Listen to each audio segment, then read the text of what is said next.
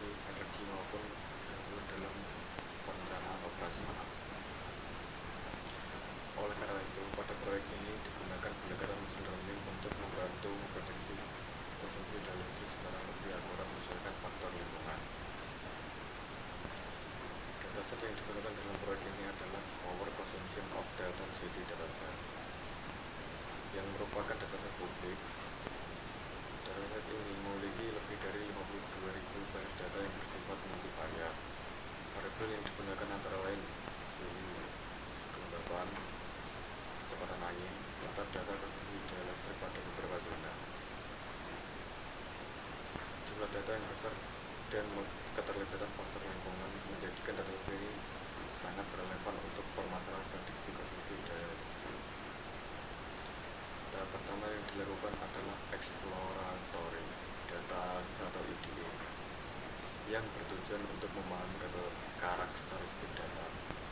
Pada tahap ini dilakukan pengecekan struktur dataset, tipe data, serta nilai yang hilang atau missing value. Hasil analisis menunjukkan bahwa dataset tidak memiliki missing value. Selain itu, dilakukan analisis korelasi antara variabel numerik menggunakan heat map. Dari hasil korelasi tersebut dapat dilihat bahwa faktor lingkungan memiliki hubungan tertentu dengan konsumsi daya listrik. Hal ini menunjukkan bahwa variabel lingkungan layak digunakan sebagai fitur input dalam model mesin learning. Selain itu, visualisasi hubungan antara suhu dan konsumsi daya listrik juga menunjukkan adanya pola hubungan non-linear. Setelah IDE, tahap selanjutnya adalah data processing. Pada tahap ini dilakukan pemilihan fitur dan target. Fitur yang digunakan dalam model adalah suhu, kelembapan, dan kecepatan angin. Sedangkan target yang diprediksi adalah konsumsi daya listrik pada zona suatu. Selanjutnya dilakukan proses scaling data menggunakan standar scaler untuk menyamakan skala untuk fitur, sehingga proses pelatihan model dapat berjalan lebih optimal. Dataset kemudian dibagi menjadi data latih dan data uji dengan membandingkan 80% data training dan 20% data testing. Pembagian ini bertujuan agar model dapat dilatih menggunakan sebagian besar data dan diuji secara objektif menggunakan data yang belum pernah dilihat sebelumnya. Algoritma machine learning yang digunakan pada proyek ini adalah random forest regression, yang merupakan algoritma supervised learning berbasis ensemble. Random forest bekerja dengan menggabungkan banyak decision tree untuk menghasilkan prediksi yang lebih stabil dan akurat. Pada tahap ini, model dilatih menggunakan 100 pohon keputusan untuk meminimalkan error dan mengurangi risiko overfitting. Setelah proses pelatihan selesai, dilakukan evaluasi model menggunakan metrik mean square error atau MSE dan root mean square error atau RMSE.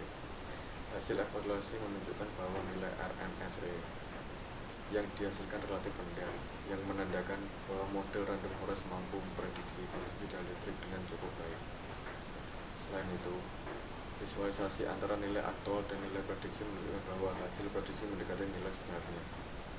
Berdasarkan hasil yang diperoleh, dapat disimpulkan bahwa algoritma random forest regression mampu memprediksi konsumsi daya listrik berdasarkan faktor lingkungan dengan tingkat kesalahan yang relatif rendah atau sangat rendah. Model ini dapat digunakan sebagai baseline mesin learning klasik sebelum dikembangkan lebih lanjut menggunakan metode deep learning seperti LSTM dan GRU pada penelitian selanjutnya. Ini untuk kode dari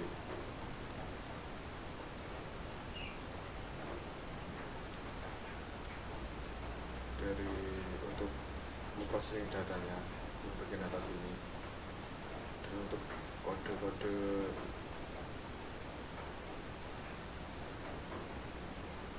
prosesnya ada di bawah.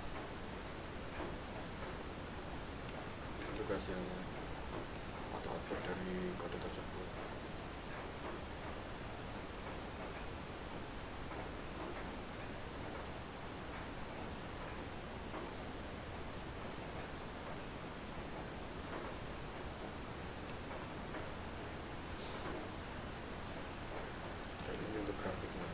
adalah korelasi matriksnya yang kita bicarakan tadi. Selanjutnya ada temperatur dan konsumsi dayanya.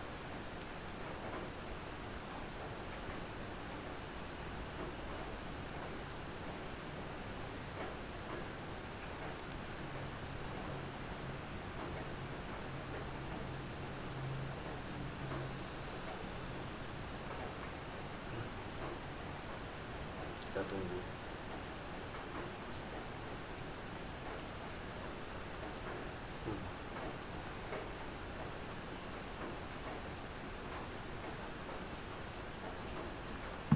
Sambil nunggu, mari kita lihat hasil outputnya. Oh, ini sudah muncul. Ini aktual dan hasil prediksinya.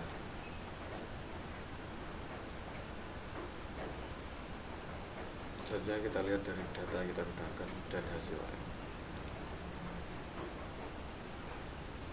Ini untuk data yang kita gunakan. Ini kode yang tadi. Mari kita buka datanya.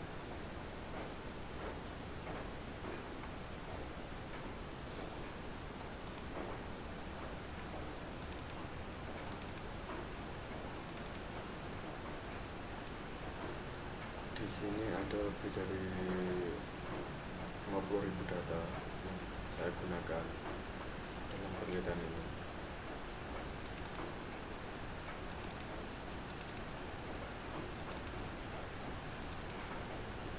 Di data ini ada temperatur, humidity, wind speed atau angin, dan lain-lain. Ini untuk power consumption zona 1, 2, dan 3. Kita ambil zona 1 dalam penelitian ini.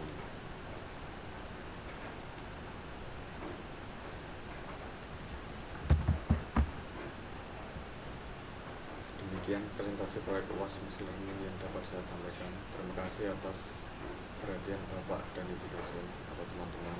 Wassalamualaikum warahmatullahi wabarakatuh. Terima kasih.